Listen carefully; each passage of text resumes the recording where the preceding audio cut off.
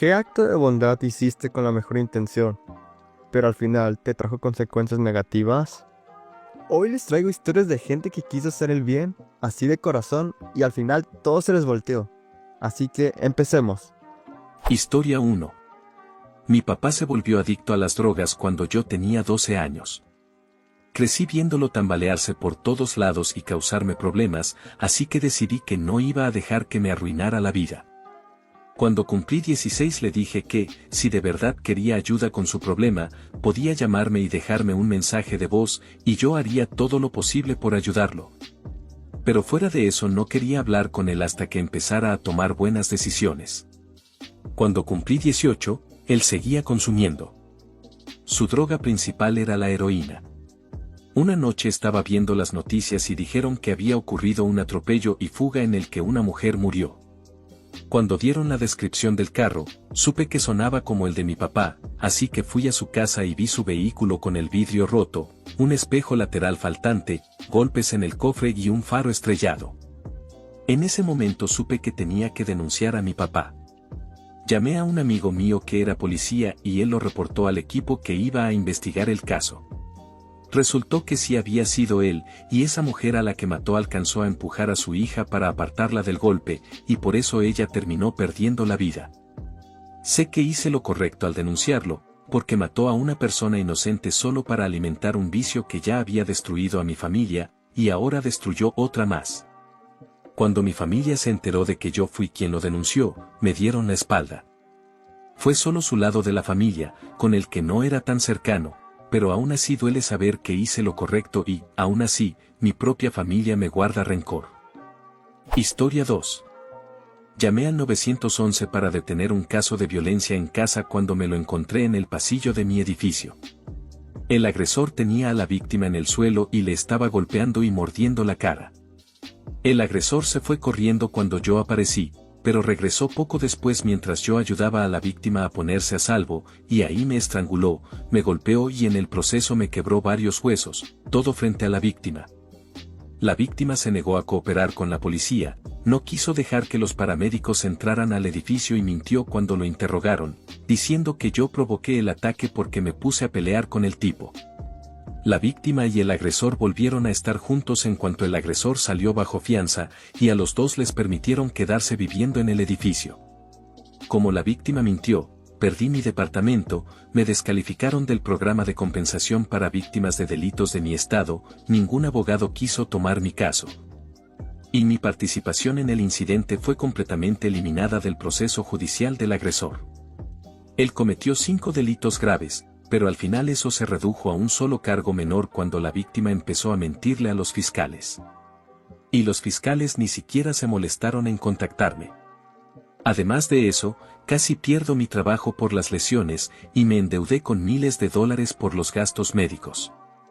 Al agresor lo sentenciaron a 30 días en la cárcel y a un seminario de 4 horas sobre por qué está mal golpear a la gente y morderles la cara.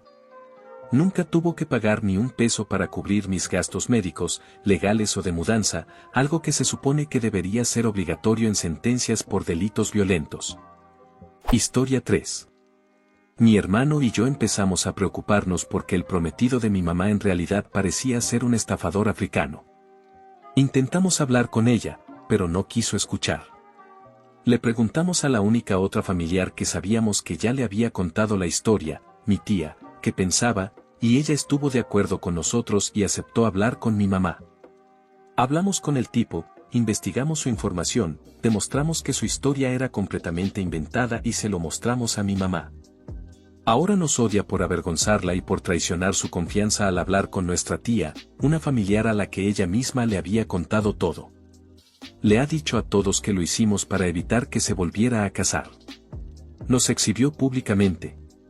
Nos ha mandado correos donde enumera cómo supuestamente siempre la hemos dejado en vergüenza y cómo hemos vivido nuestras vidas horriblemente. Se negó a hablarnos y luego le dijo a todo el mundo que ni siquiera la llamamos en su cumpleaños y que no vamos a verla. En resumen, ahora no tenemos relación con nuestra mamá y nos han pintado como personas horribles solo por no dejar que un estafador de internet se llevara sus pocos ahorros. Historia 4. Cuando estaba en la universidad, Por un breve tiempo perdí la cabeza y salí con un jugador de fútbol americano. Fuimos a una fiesta de fraternidad, qué horror, y él se bajó una botella entera de ron antes de exigir que yo estuviera con él hasta el amanecer.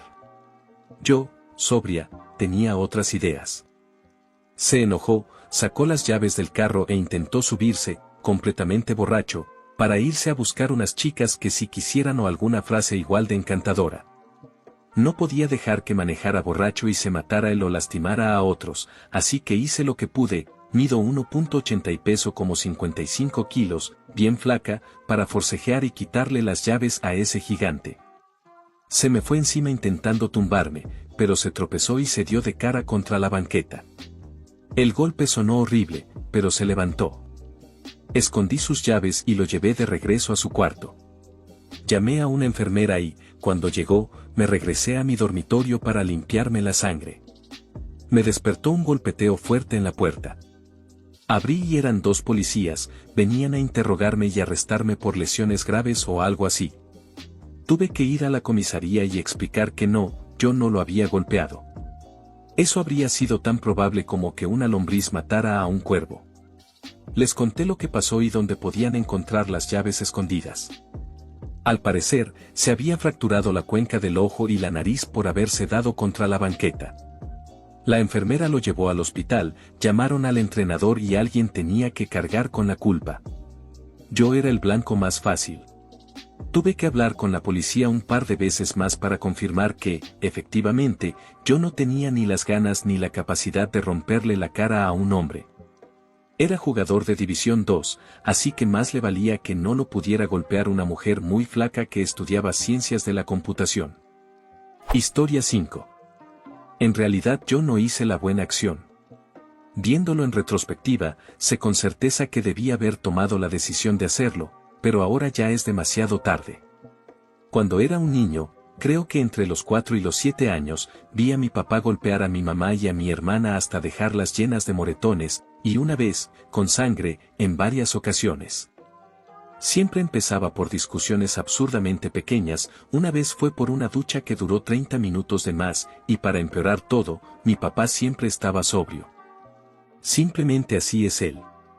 Una vez la situación se puso tan mal que mi papá estaba listo para estrellar una silla de unos 9 kilos desde arriba de su cabeza directo contra mi mamá, algo que, dependiendo del ángulo del golpe, pudo haber tenido una posibilidad real de matarla. Lo único que lo detuvo fue su propia mamá, que decidió ponerse como escudo humano para que mi papá soltara la silla. Y gracias a Dios, después de un minuto la bajó, pero no sin antes empujar a su propia mamá, de 78 años, que sufría de osteoporosis, contra la encimera. Por suerte, o por mala suerte, porque si se hubiera lastimado el hospital habría tenido que enterarse de todo, no se quebró ningún hueso. Y yo nunca llamé a la policía. Lo amenacé muchas veces, pero como mi papá era quien aportaba la gran mayoría del dinero de la familia, mi mamá me hizo prometer que no lo haría. Porque muy probablemente perderíamos la casa y viviríamos prácticamente al límite. Encima de eso, los familiares de mi papá me dejaron claro por la manera en que hablaban que, si yo llamaba a la policía, se asegurarían de hacerme la vida miserable desde ese momento. Y mi hermana estaba demasiado asustada para hacer cualquier cosa. Y como de niño yo confiaba en mi mamá por encima de todo, le hice caso. Y vaya que me arrepiento. Aunque con el tiempo mi papá se calmó y dejó de ser físicamente violento, mi mamá y mi papá se la pasaban en pleitos verbales extremadamente fuertes todos los días. No pude ni siquiera estar cerca de mi papá por más de 5 años sin sentir miedo. Hacer tareas en casa era tan frustrante que, muchas veces, ni siquiera lo intentaba. Cuando tuve una crisis fuerte en la secundaria, traté de hablar con la orientadora escolar sobre mis problemas mientras intentaba ocultar el abuso que había visto por parte de mi papá. Y lo único que recibí a cambio fue que se riera de mí por pensar que el castigo corporal era abuso físico, te lo juro, usó ese término tal cual. Así que me refugié en internet y en los videojuegos, porque era el único lugar donde me sentía a salvo. Pero, como muchos en Reddit saben, eso no suele acabar bien. Para cuando llegué a la preparatoria, ya no aguantaba lo desconectado que me había vuelto de los demás estudiantes, así que dejé la escuela. Y no es solo conmigo, mi hermana y yo nos volvimos personas muy desconfiadas y encerradas, y los dos hemos terminado en hospitales psiquiátricos por intentos de quitarnos la vida. Yo estoy por cumplir 20 y mi hermana casi 30, y ninguno de los dos ha tenido una relación, ni tampoco nos interesa a nadie. Lo sé, yo nunca fui quien recibía los golpes. La gente puede llamarme cobarde o lo que sea, probablemente me lo merezca. Pero esas imágenes se me quedaron grabadas para siempre y las consecuencias son permanentes. Solo ver que todo eso pase dentro de tu familia, en el único lugar que conoces como hogar, puede marcarte de por vida. Pero como dije, debí haber tenido el valor de denunciarlo. De mi parte no había excusa para no hacerlo, y merezco que me culpen por eso. Historia 6. Mi abuela murió cuando yo estaba por cumplir 10 años, después de una progresión muy lenta de cáncer. Mi papá le había construido la casa de sus sueños cuando le dieron la noticia de que tenía cáncer, y aunque divorciarse de mi mamá fue una razón para irse de la casa, en realidad él se mudó con mi abuela como 4 años antes del divorcio. La cuidó, pagó algunas cuentas, ella todavía quería trabajar hasta que físicamente ya no pudiera, e hizo muchísimo por ella. Mi papá tiene otros 2 hermanos, Esteve y Brent. Mi abuela nunca favoreció a ninguno de ellos y, aunque Esteve vivía en el sur, nosotros vivimos en Alaska, igual subía para cumpleaños y cosas así, y ella siempre se alegraba de ver a todos sus hijos. De verdad no había favoritismos. Brent tiene 2 hijos con los que yo crecí, y con uno de ellos fui a la prepa. Se parece más a mí que mi propio hermano, y mis 2 primos eran mis mejores amigos. Había una conexión familiar enorme aquí, de ambas generaciones, antes de que ella falleciera. Nos reuníamos para Acción de Gracias, Navidad, Pascua y muchas otras fechas, y hacíamos cenas familiares enormes. Los adultos nos dejaban a los niños correr y hacer lo que quisiéramos, y se quedaban en la sala tomando vino y hablando de cosas que éramos demasiado chicos para entender, pero siempre había risas y unión. Después de que ella murió, le dejó la mayoría de sus cosas a mi papá. Él le construyó la casa, así que ella se la dejó a él. También había construido muchos de los muebles, así que le dejó eso también. Lo único que él pidió específicamente en el testamento fue el reloj de pie antiguo de mi tataratatarabuelo, ya sé, qué raro, pero no le sorprendió que ella le dejara prácticamente todo. Porque él fue el único que la cuidó durante toda la enfermedad y hasta el final. Después de eso, la familia explotó. Sus 2 hermanos lo acusaron de querer ser el favorito, y cuando se juntaron para organizar lo del funeral, ni siquiera podían estar en el mismo cuarto. Mi papá, cuando yo iba a visitar a mis primos, de hecho se estacionaba a una cuadra de la casa de Brent y me dejaba ahí. Se esperaba por si yo tenía que recoger algo, así de mal estaba todo. Durante los preparativos del funeral, mi papá y mis tíos estaban tan enojados entre sí que cuando el reverendo preguntó si alguien quería decir unas palabras, nadie se levantó. En realidad fue un funeral bastante grande, con unas 100 a 120 personas, y cuando nadie se paró, yo subí y hablé. Nunca había hablado en un funeral y no tenía nada preparado, pero mi yo de 9 años sentía que había algo que debía decirse. Mi abuela Bonnie fue una de las personas más queridas de mi familia que he tenido el privilegio de conocer y amar. Fue la mejor abuela que cualquier niño podría tener. Yo no supe por mucho tiempo que estaba enferma, así que apenas ahora, tratando de aguantar estas lágrimas, entiendo que ella cocinaba para nosotros, nos leía, jugaba juegos de mesa con nosotros. Nos enseñaba cosas divertidas y jugaba afuera con nosotros, al mismo tiempo que ella tenía muchísimo dolor. Yo la quería muchísimo, igual que el resto de la familia. Ojalá hubiera sido más grande para entender mejor y poder ayudarla de cualquier forma, pero no lo era. En cambio mi papá sí era mucho más grande que yo, y siempre estuvo ahí para ella. Ella amaba a sus hijos, y mi papá no era mejor que ninguno de ellos. Solo deseo que dejen de pelear. Espero que ahora esté en un lugar mejor y que ya no le duela nada. Te quiero, abuela, y sé que todos la vamos a extrañar. Después del funeral, mis tíos ni siquiera podían mirarme. Mi papá estaba muy orgulloso, y mis primos estaban llorando, pero me abrazaron. Fue la última vez que los vería por unos 2 o 3 años. El lado de la familia de mi papá quedó completamente dividido. Todos se odian entre sí, pero al menos mis primos y yo no, mi tío me trata muy bien cada vez que lo veo y, desde que asimiló todo, siempre ha estado muy orgulloso de mí. Pero el hecho sigue siendo este, como mi papá fue visto como el favorito, nunca voy a poder pasar tiempo con mi lado favorito de la familia. Nunca conviví lo suficiente con ellos, y a mi tío Esteve solo lo he visto 3 o 4 veces de las que tengo recuerdos. Él tiene una hija muy buena onda, pero la última vez que la vi fue cuando murió Bonnie, o sea, hace 10 años, y desde entonces nunca la he vuelto a ver ni he sabido nada de Esteve ni de ella. Ni siquiera recuerdo su nombre a estas alturas. Solo quisiera que algo tan simple como cuidar a alguien terminara causando una ruptura total en una familia que era tan unida.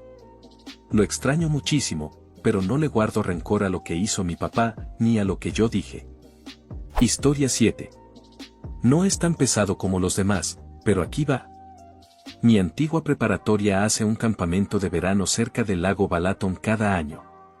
A algunos de los campistas veteranos nos invitaron un año después de graduarnos, incluyéndome. Como ya éramos mayores de edad para beber, 18, se nos permitía tomar abiertamente. Ahora, el campamento era básicamente pura fiesta y descontrol. Teníamos como un acuerdo no hablado con los maestros veteranos, nosotros intentábamos ocultar lo mejor posible que los menores tomaran y ellos fingían que no se daban cuenta. Pero ese año llegaron 2 maestros nuevos, bien verdes, que no les gustaba para nada esa dinámica. Una noche yo estaba tomando vino con una amiga, ella todavía no se graduaba, pero era la mayor de su salón y ya tenía 18. Se nos acercó un maestro y nos preguntó si sabíamos dónde estaban los de 7º y 8º. Al parecer, no estaban en el campamento. Nosotros no sabíamos exactamente dónde estaban, así que dijimos que no. Obviamente, las únicas opciones eran el campamento o la playa y si no estaban en el campamento, no había que ser genio para saberlo. Además, yo sabía que uno de los campistas mayores de 18 estaba en la playa y era popular entre los más chicos. Pero a nadie le caen bien los acusones, y yo sabía que los morros de ese año ni siquiera eran tanto de tomar, así que no quise hacer un drama por algo pequeño. Buena acción número 1. Cuando el maestro se fue, miré a mi amiga, ¿control de daños? Control de daños. Y nos fuimos a la playa para traer a los niños de regreso y darles una historia creíble. Buena acción número 2. En la playa estaba tal cual lo esperábamos. Los niños no estaban tomando, solo querían estar ahí sin permiso de los maestros. Les dijimos que se regresaran en friega y que les dijeran a los maestros que estaban jugando a las escondidas en el bosque detrás del campamento. Bueno, la historia no era perfecta, pero era lo suficientemente creíble. Hasta ahí, todo iba bien. Pero entonces vimos a las compañeras de mi amiga. 3 chicas de 17 años, 2 medio tomadas y una completamente ida. Rayos. Así que decidimos llevarla de vuelta al campamento. Y cuando digo llevarla, me refiero a que yo y un chico más grande literalmente la levantamos y la cargamos, porque no podía caminar sin caerse. Buena acción número 3. Obviamente, no podíamos meterla a escondidas por la entrada típica, brincando la reja por la parte de atrás del campamento, así que tuvimos que entrar por la puerta principal. El camino se hizo larguísimo porque a ella se le ocurrió marcar territorio en cada poste de luz con una ronda de vómito. Los maestros, claro, ya estaban esperando en la entrada del campamento. Mi amiga la llevó al baño de mujeres porque al parecer todavía le quedaba algo en el estómago, lo cual fue sorprendente, y yo me tuve que aguantar el sermón de los maestros nuevos. Al día siguiente, nos mandaron a casa. A mí me mandaron a casa por ocultar información, aunque me defendí, expliqué que elegí resolverlo de una forma que no traicionara la confianza de los menores.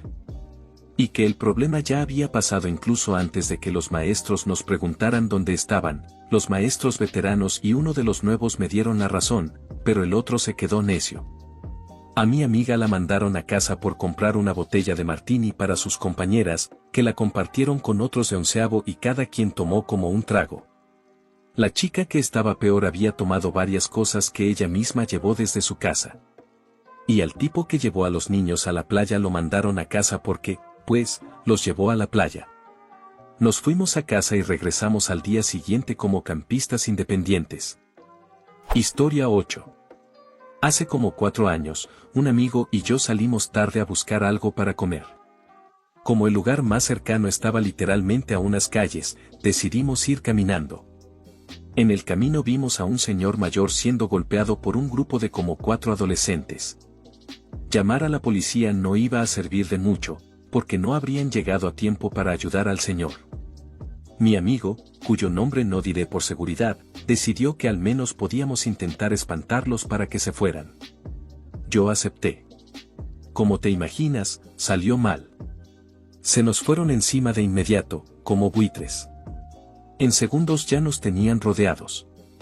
Ya de cerca se notaba que traían colores de pandilla, y hasta sacaron armas.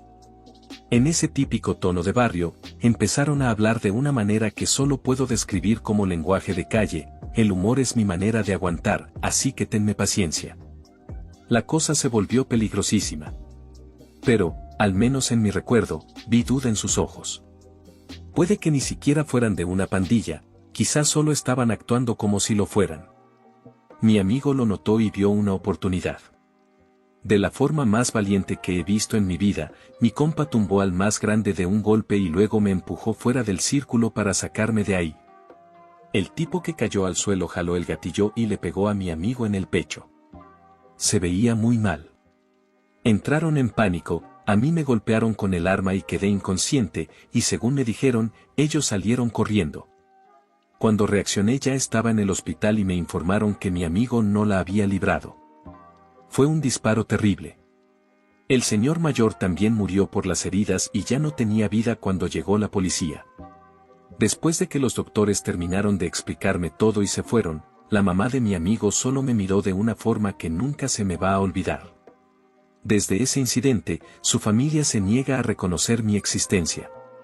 Gente del pueblo incluso dijo directamente que yo estaba inventando todo, y algunos llegaron a decir que yo lo había matado y que lo encubrí. Mi hermano mayor también me dejó de hablar porque creyó que yo estaba involucrado en esas muertes. No ha sido nada fácil. Tal vez no encaje perfecto con el tema, pero igual es una historia horrible. Historia 9. Mi mejor amiga, en ese entonces, podía describirse mejor como mi hermana. Sacaba puros dieces, era extrovertida, alegre y en general una persona increíble. Pasábamos todos los días juntas, y nunca pensé ni por un segundo que no sería una parte enorme de mi vida para siempre. Todo cambió de forma drástica cuando conoció a un hombre 14 años mayor que ella en el gimnasio al que iba. Su confianza con los hombres no era muy alta y, por eso mismo, era la víctima perfecta. Su personalidad cambió por completo. Cada vez la veía menos. Al principio pensé que solo estaba muy metida en una nueva relación y la dejé tener su espacio sin intervenir. Pero cuando sí la veía en el trabajo o en clases, ya no era la misma persona alegre de antes. Estaba callada, distraída, y no se parecía en nada a la hermana que yo conocía. Unos meses después me llamó para pedirme dinero porque necesitaba efectivo y no alcanzaba a llegar al banco a tiempo. La última vez que supe, tenía más de $10,000. No dudé en ayudarla, sobre todo porque, hasta donde yo sabía, tenía ese dinero y podía devolvérmelo. Obviamente, nunca volví a ver ese dinero y, siendo estudiante universitaria, eso pegó duro. En el trabajo, su apariencia empezó a deteriorarse rápidamente. Trabajábamos en una oficina y comenzó a llegar sucia, con jeans y sudaderas, y prácticamente no trabajaba. Salía constantemente para discutir por teléfono con ese tipo, sobre todo cuando le pagaban. Avanzando un poco más en el tiempo, esa caída se aceleró, y entonces los vi, las marcas en sus brazos. De pronto, todo lo de los últimos meses encajó. Un par de días después descubrí que había tomado dinero de mi bolso. Eso fue la gota que derramó el vaso, así que llamé a su papá y a su hermano para explicarles la situación, con la esperanza de que la ayudaran. No me creyeron, dijeron que necesitaba pruebas. Le contaron a ella lo que yo había dicho y se enfureció conmigo, básicamente me dijo que me alejara de su vida y dejó de hablarme. Intenté hablar con su familia una vez más, pero otra vez no lo aceptaron. El hombre con el que salía vivía en su casa, y su papá podría haberlo sacado cuando quisiera. Entre todo el desgaste emocional y el tiempo que pasó, seguimos avanzando. Ahora ella tiene un bebé y, por lo que he escuchado, pasó por rehabilitación y el bebé está bien. Más de un año después, su familia me dio las gracias, porque se dieron cuenta de que lo que yo había dicho era verdad. Yo no he vuelto a hablar con ella, ni ella conmigo. La última vez que intenté hablarle le dije lo mucho que todavía me dolía todo, y ella reaccionó muy mal conmigo. Así que, al final, aunque hice lo correcto al avisar a su familia para que intentaran ayudarla, perdí a la única persona que creí que estaría en mi vida incluso cuando todos los demás ya no estuvieran. Historia 10. No diría que esto fue una buena acción, pero sí algo con lo que no podía quedarme sin hacer nada. Hace unos años, mi mejor amigo empezó una relación con alguien de quien los dos nos habíamos hecho amigos. A menudo estábamos los tres juntos conviviendo y yo me volví cercano a ella. Solo como amigos. Este tipo había sido mi mejor amigo desde la secundaria, y yo conocía sus mañas y su forma de ser. Podía ser agresivo y algo impulsivo a veces, pero en el fondo era una persona genuina. Las relaciones no se le daban bien después de pasar la etapa inicial de emoción. Eso no era nuevo para mí. Avanzando un poco, en esa relación y después de un par de despliegues en Irak, las cosas cambiaron. Esa inestabilidad confiable que yo siempre había conocido y sabido manejar se volvió simplemente inestabilidad. Mientras él estaba en otro despliegue, ya casado con esa chica, yo pasé mucho tiempo con ella. Éramos buenos amigos y yo la ayudé bastante con una casa nueva en la que estaba haciendo arreglos. Ese tiempo se convirtió en celos y acusaciones de que mi relación con ella era más de lo que realmente era. En parte, porque yo hacía cosas de hombre cuando él no podía, y eso lo hacía sentirse menos. O sea, yo colocando azulejo y él en una guerra, no me parecen cosas comparables en la categoría de ser hombre. Con el tiempo, su relación se fue al suelo y sacaron órdenes de restricción. Probablemente hubo algo de acoso, porque yo conocía el carácter de mi mejor amigo. Un día me llama la mujer por unos correos sutilmente amenazantes que había recibido. Estaban hechos para parecer como si los hubiera enviado otra persona que conocíamos en Nueva Jersey. Yo sabía que no eran de esa persona, así que le expliqué cómo reenviármelos con los encabezados originales. Los revisé y pude determinar que venían de nuestro pueblo. Yo estaba seguro de que mi amigo los había enviado desde la casa de sus papás y di mi razonamiento como evidencia. La situación escaló hasta el divorcio y, al parecer, en el caso presentaron todos mis mensajes de texto. Mi mejor amigo pudo leer todo lo que yo había dicho sobre su personalidad, sus fallas, sus motivos, etc. No era mentira, pero todo eso se tomó como una traición. Casi como si fuera traición a la patria en términos de amistad. Yo básicamente estaba explicando por qué él hacía ciertas cosas como las hacía, porque yo lo conocía mejor que nadie, pero ese contexto no estaba ahí cuando uno solo lee registros de mensajes. Mi mejor amigo me cortó de su vida. Su familia hizo lo mismo. Me empecé a preocupar por mi seguridad y conseguí un arma para portarla oculta. Yo era muy consciente de lo fácil que un tipo con cinturón negro, entrenado para matar, podía hacerme pedazos. Todavía me preocupa encontrarme con cualquier miembro de esa familia si vuelvo al pueblo. He intentado acercarme un poco a mi amigo y puede que algún día volvamos a hablar. No lo sé. La confianza se rompió de los dos lados por ahora. Y la verdad, me da mucha tristeza. Edith, otra historia es que mi mejor amigo y yo paramos a un grupo de bullies en la prepa. Los escuché hablando de cómo iban a agarrar a un niño después de la práctica de atletismo y lo iban a meter en un bote de basura. No dije que los había escuchado, pero se lo conté a mi amigo. Le dije, eso no va a pasar. Nos preparamos. Después de la práctica, le dije al niño que en unos minutos esos tipos se le iban a acercar para intentar meterlo al bote de basura. Le dije que no se preocupara, que no íbamos a dejar que pasara. Tal cual, los tipos llegaron a intentarlo y en segundos se les cayó la valentía al suelo. Y no volvimos a tener problemas con ellos. Sé que estoy divagando, pero ya me tengo que ir a lo de Acción de Gracias y ahorita no estoy editando mis ideas. Cuídense todos. Historia 11. Iba rumbo a mi estudio tarde una noche, pedaleando por una ciclovía oscura que llega directo a mi destino. En el camino vi algo tirado en la oscuridad y, cuando me acerqué, me di cuenta de que era una bicicleta volteada y un tipo estaba tirado a un lado, sin moverse. Me detuve y miré alrededor pensando que quizá era una broma porque ya casi era Halloween. Luego alumbré entre los árboles con la luz de mi bici, pensando que tal vez era un intento de asalto. Cuando ya me quedé tranquilo de que no había nadie más cerca aparte de él, dejé mi bici y me acerqué a su lado para preguntarle si estaba bien. No respondió. No quería tocarlo porque parecía que se había caído de la bici, así que seguí intentando llamar su atención, pidiéndole que contestara. Nada. Lo miré de cerca y creí ver algo que parecía sangre saliéndole del oído, como si fuera una lesión en la cabeza. Le dije que iba a llamar a los paramédicos y saqué el teléfono para marcar al 911. Después de hablar unos minutos con la operadora, noté que el tipo empezó a moverse. Le dije que se quedara quieto porque había tenido un accidente, pero nada, estaba tratando de levantarse. Cuando por fin se puso de pie, se tambaleó hacia el monte y se puso a orinar. Yo pensé que intentaba irse caminando. Empezó a tropezarse y en eso llegó la policía por un tramo donde la ciclovía se cruza con una calle. Los policías se bajaron y preguntaron dónde estaba el tipo.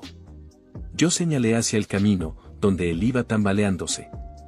Lo alcanzaron y lo llevaron hacia la patrulla, y resultó que el tipo estaba borrachísimo, y probablemente también bajo el efecto de algo, y simplemente se había desmayado y por eso se cayó de la bici.